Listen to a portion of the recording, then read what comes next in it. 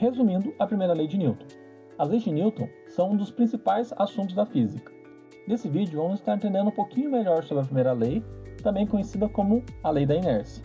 Em definição, temos que um corpo tende a permanecer em repouso, a menos que uma força externa atue sobre ele. Isso significa que o corpo que está parado ou em movimento constante tende a permanecer nessa condição. É importante ressaltar que qualquer corpo que está se movimentando em velocidade constante também é considerado um corpo em repouso.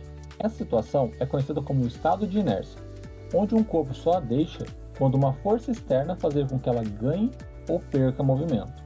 Um exemplo prático disso é quando estamos de pé dentro do ônibus. Enquanto ele mantém velocidade constante, sentimos como se estivéssemos parados. Mas, se o motorista freia ou acelera bruscamente, nosso corpo vai para frente ou para trás, justamente por estarmos em estado de inércia. Resumindo a segunda lei de Newton, também conhecida como o princípio fundamental da dinâmica, essa lei matematiza e explica o conceito de força.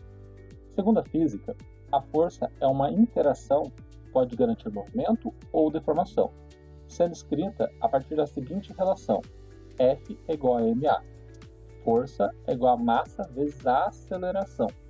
Conceitualmente, isso significa que, se eu quiser calcular a força que eu exerci sobre algum objeto, eu preciso multiplicar a sua massa pelo quanto ele acelerou.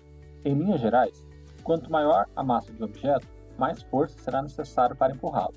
Da mesma forma, para aumentar a aceleração, a força também precisará ser maior. Essas observações podem até parecer óbvias, e são mesmo. Aí você pode estar se perguntando por que complicar colocando conta no meio disso tudo. Mas aí que está.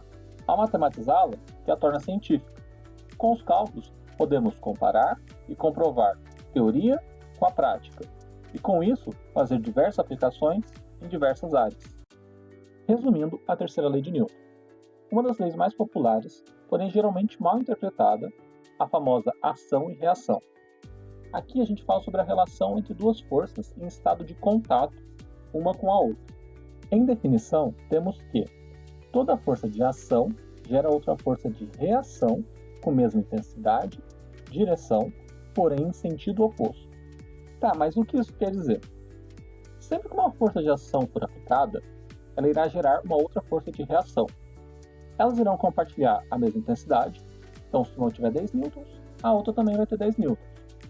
Elas também irão ter a mesma direção, podendo ser, por exemplo, na vertical, na horizontal, em ângulo. O que vai diferenciar é o sentido.